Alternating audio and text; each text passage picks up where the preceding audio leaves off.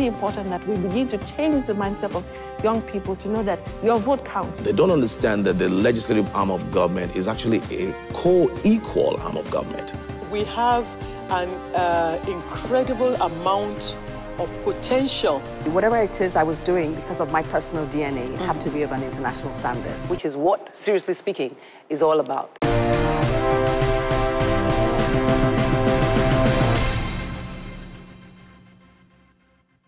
The statistics, if you Google, are quite high with the effect to child abuse, not only in this country, but all over the world.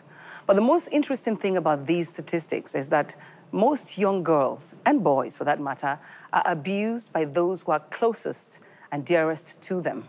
We'll take a break, and then after that, we'll get to meet Pastor Nomthi Odukoya, who recently set up a foundation to address the issue we are talking about today.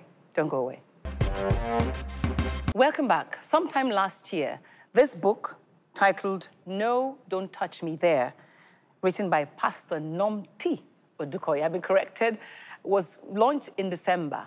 But in May, this book has birthed another one, and the foundation, which is the focus of our discussion today, except, of course, those of you out there might be curious to know who is Pastor Nomthi Odukoya. It's my pleasure to welcome you to Seriously Speaking. Thank you for having me, Adesuwa. It's nice to have you, really nice to have you. It says you have a master's degree in global human resources. Yes. Was that area in which you worked before you came to Nigeria? No, I still worked as a teacher throughout my life, actually. So when I came in, I still did that. Because working with children, you work with adults, you're working with people, which is why I also did human resource management. Yes. Yeah. Like I said, I've always loved children, and I hate to see them hurt and suffer.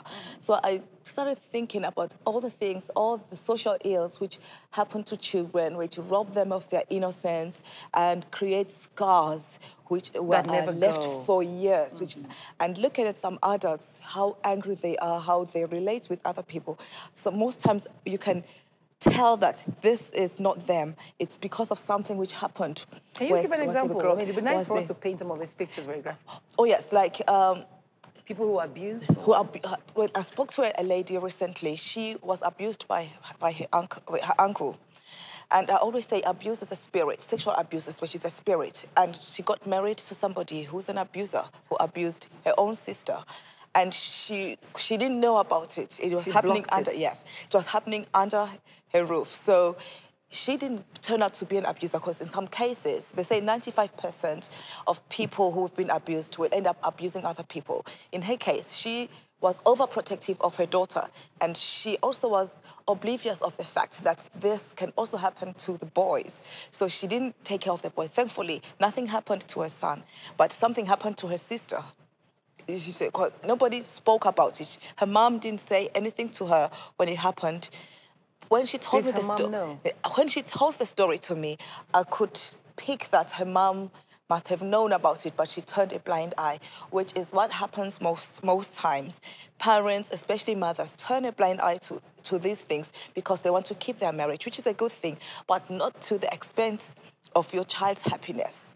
When the child grows up, the child is angry. She was bitter, and she was blaming herself for what had happened to her and what happened to her own sister and to the house helps, because the man did not only do it to her sister, to everybody, every other woman in her. So it creates a lot. So from one person who didn't speak up, it kept on happening to other people around her as well. Prevention is better than cure.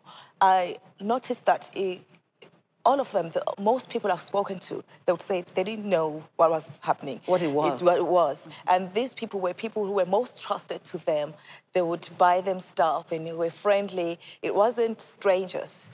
And when it happened, they made them think it was right to do it, you know, and they don't tell anyone, it's our little secret, everything. But now if we teach children the truth, they will know, they will be able to tell when someone tells them the lie. We want to feed them with the truth until nobody can tell them the lie. But you mentioned something about the fact that oftentimes it's people who are closest to them that do it. Do you think they'll have the courage, especially given the kind of culture that we have here, where children that's why we're telling them that it could be anybody, it could be someone you love, but nobody has a right to touch your private part. It is private. It's yours. No matter how much you love the person, they're not allowed. Because the thing is, even though there are people close to them, they feel uncomfortable, but they can't talk against it because they love the person and they want to protect the person as well. But the main thing we're teaching them, nobody, including your own parents, they cannot touch you. It's actually a conversation starter. So because there are two children here, Ade and Ada. Yes. You first start by teaching them what their body parts. So a child would read, you strategically buy a book for the child and then talk to them. It's not everything which has been covered in this book, but it creates an opportunity for teachers, for parents, for adults to have a conversation about these things with the children around them. But did you realize how uncomfortable it can be? It's like talking about sex with your kids. Yes, it's really uncomfortable. I tried to do it with my kids, and I found it uncomfortable. But with the book, let them read the book first, and they already have a background. Yes, it begins the conversation. So they already have their questions. It becomes easier with the book. Okay, like I said, I don't hog this conversation. We had done some tweets, and we have a few questions. I'd like you to address those questions. If my director is ready, he's going to put up some of those questions for you to address if they're there already. Can we have the first question, please? Now, here we go. The first question is from Temitope Adeniro. He says, or she, I'm not sure now, how do we teach children trust, and who should we teach them to trust?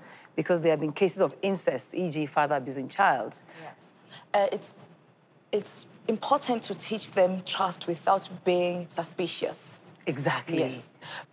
Because we don't want them to go, not trusting people, to go out and not trusting people. The only time they should not trust the person is when the person makes advances at them.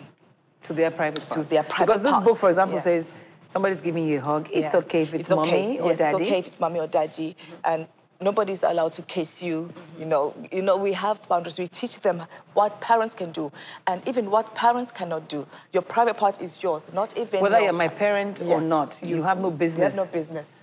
What if they're washing it for you? Yeah, it's different also. That's why we say it's a conversation starter, because it's different.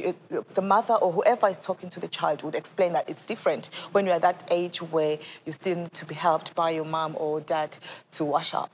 But if you're older... And not your brother or your sister. Yes. But you would know it's different. We teach them it's different. You would know if it's uncomfortable. No, don't touch me there. So the basic thing is getting them to understand that there are limits, there are boundaries. Okay, I still have another question, I think.